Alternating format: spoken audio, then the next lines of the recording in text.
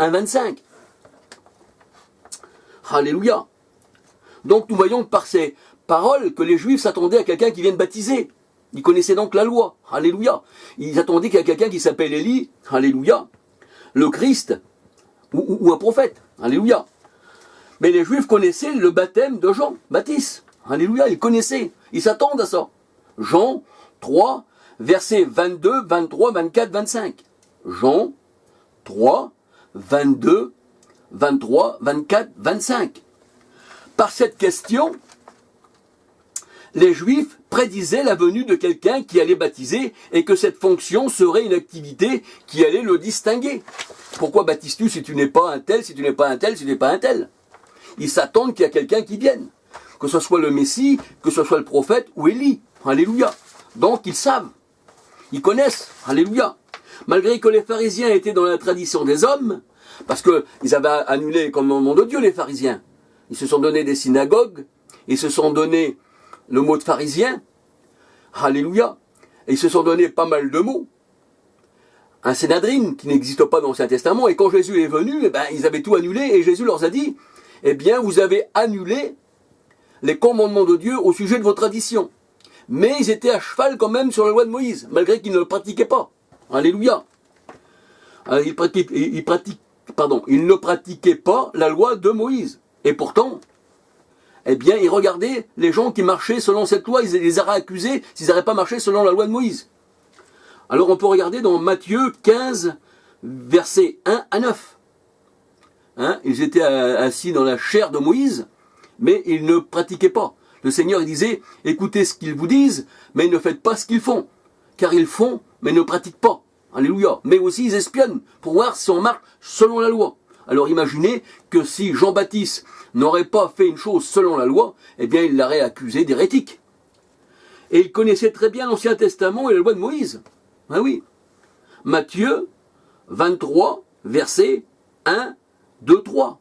Matthieu 23, versets 1, 2, 3. Ils étaient très à cheval sur la loi.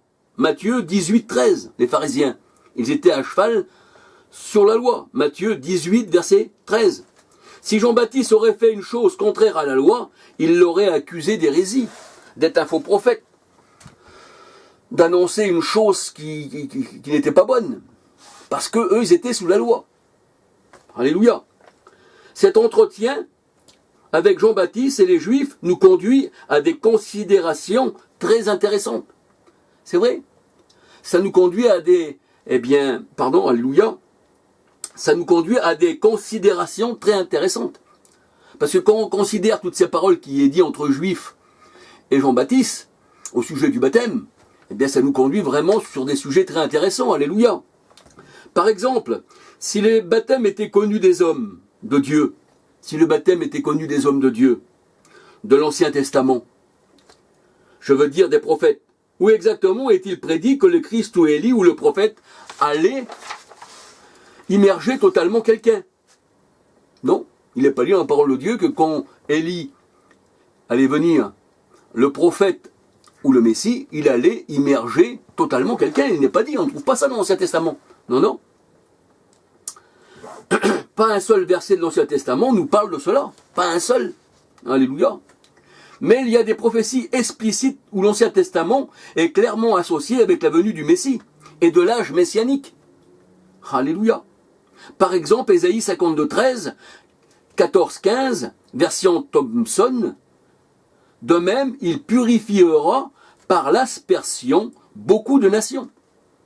De même, il purifiera, alléluia, par l'aspersion beaucoup de nations.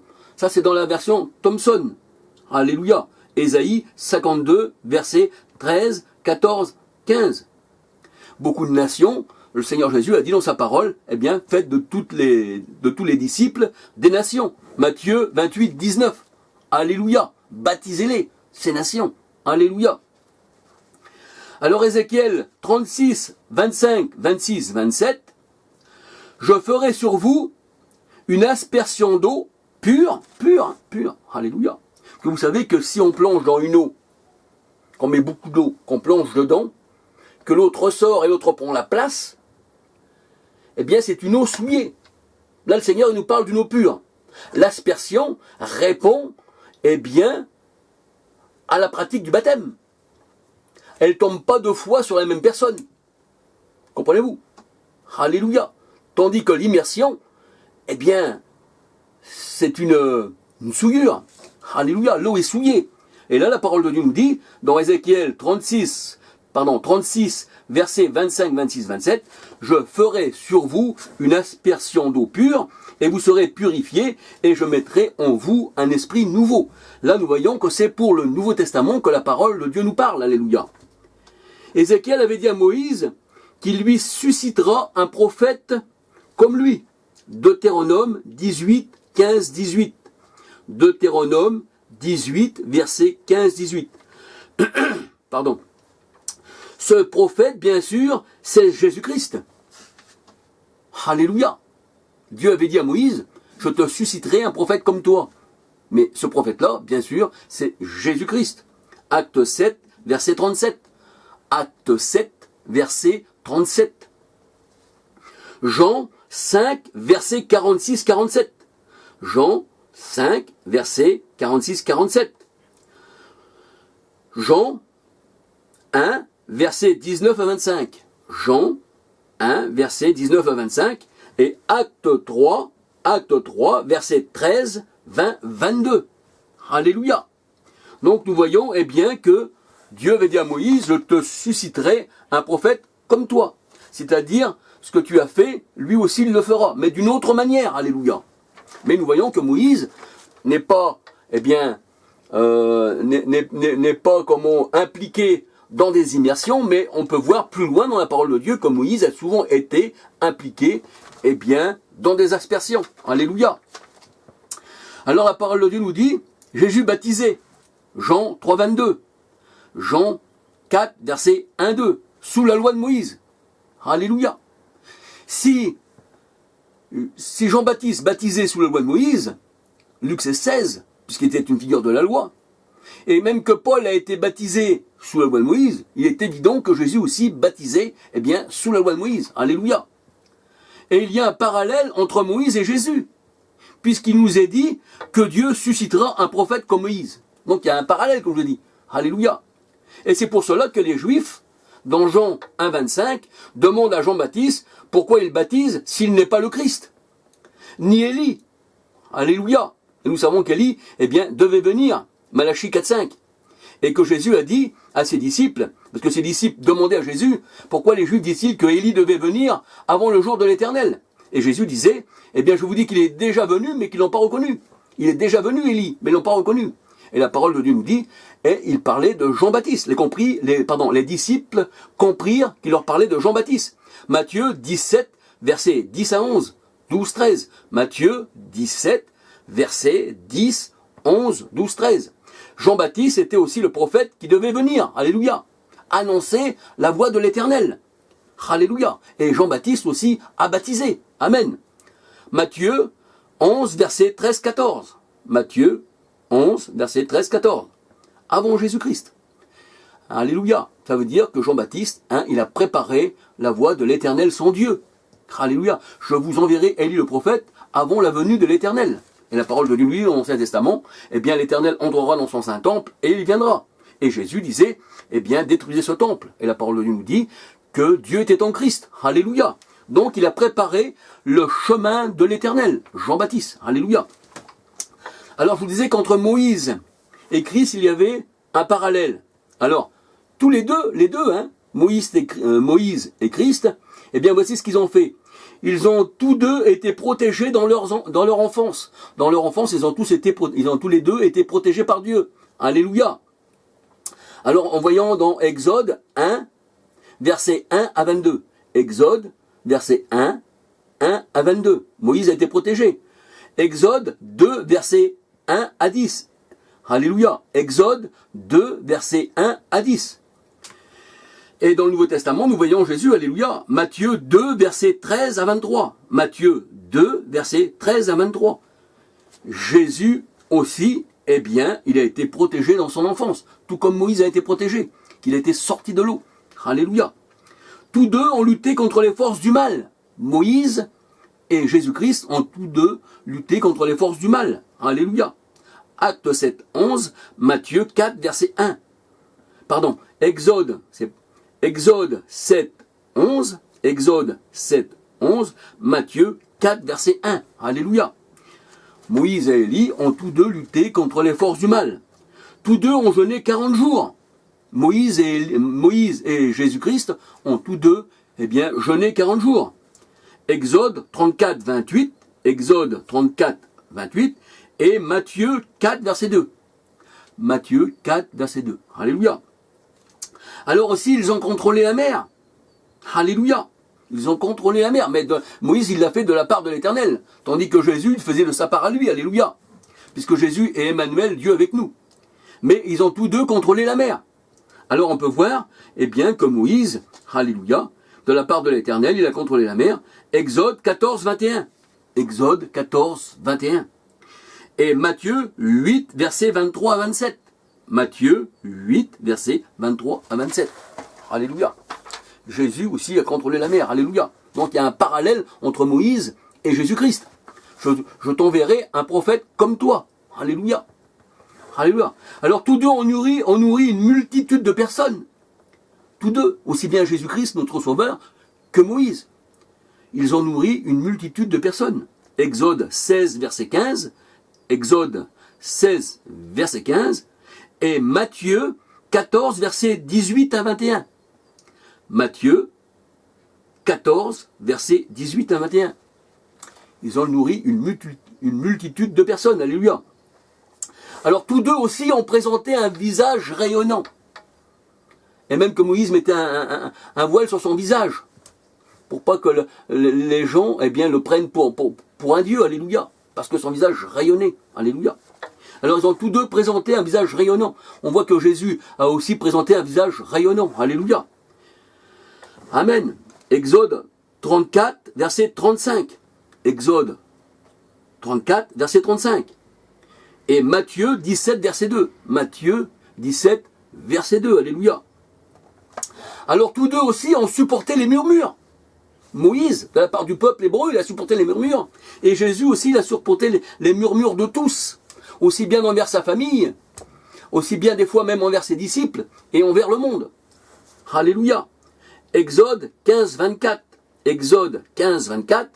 Et Jean 6, verset 41. Jean 6, verset 41. Et ils ont été blâmés, comme je vous disais, dans leur famille. Alléluia. Blâmés dans leur famille. Nul n'est prophète dans sa famille d'ailleurs. Alléluia. À part les faux prophètes, même s'ils font partie de la famille, là ils s'ensuivent. Mais si vous rapportez la vérité, là on ne va pas vous croire. Ah non, non. La parole de Dieu nous dit que ces prophètes-là sont en grand nombre. Mais le Seigneur dit, viendra en mon nom, il n'y a pas un seul qui va vous suivre.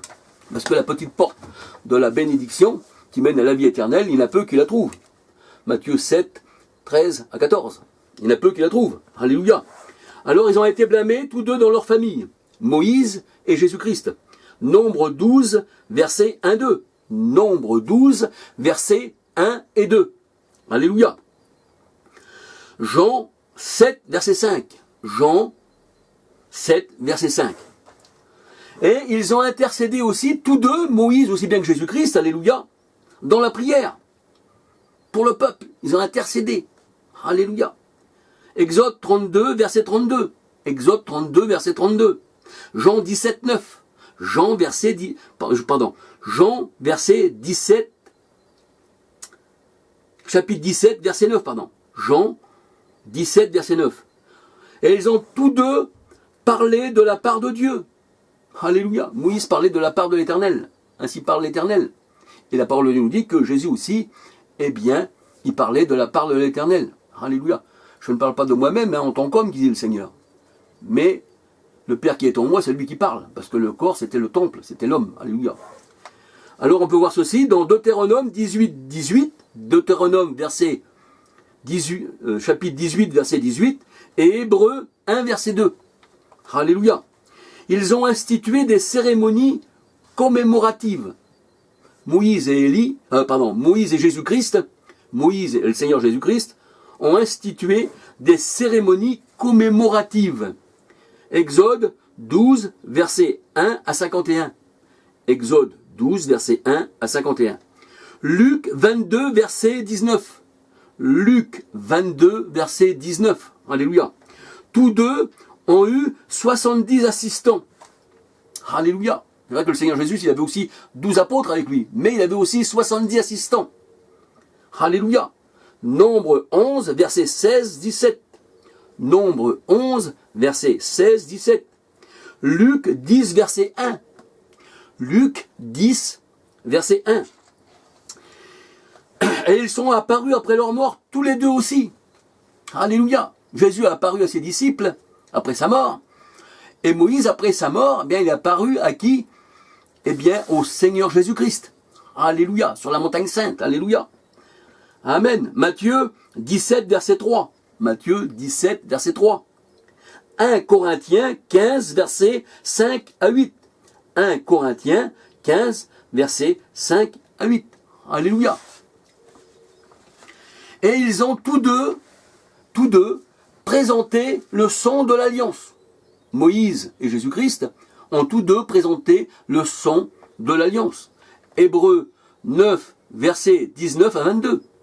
Hébreux 9, verset 19 à 22. Luc 22, verset 7 à 20. Luc 22, verset 7 à 20. Alléluia. Tous deux, eh bien, ont présenté le son de l'alliance. Moïse et Jésus-Christ. Amen. Moïse, pour inaugurer la première alliance, prit le sang des veaux et des boucs, avec de l'eau et de la laine écarlate et de l'hysope, et il fit l'aspersion. Voyez-vous, Moïse fait l'aspersion, il ne fait pas l'immersion, il fait l'aspersion sur le livre lui-même et sur tout le peuple. Il fait l'aspersion sur tout le peuple, sur les ustensiles, sur le livre. Alléluia. Et sur tout le peuple, en disant ceci, et vous le savez, ceci est le sang de l'alliance que Dieu a ordonné pour vous. Ceci est le sang de l'alliance que Dieu a ordonné pour vous. Hébreux 9, versets 18 à 23. Hébreux 9, versets 18 à 23. Alléluia. Ceci est le sang de l'alliance que Dieu a ordonné pour vous. Mais Jésus, alléluia, Jésus a fait exactement pareil. Mais en une chose beaucoup plus grande, qui n'est même pas comparable à l'aspersion de Moïse. Nous allons le voir dans la parole du Seigneur. Jésus a fait une chose beaucoup plus grande. Alléluia.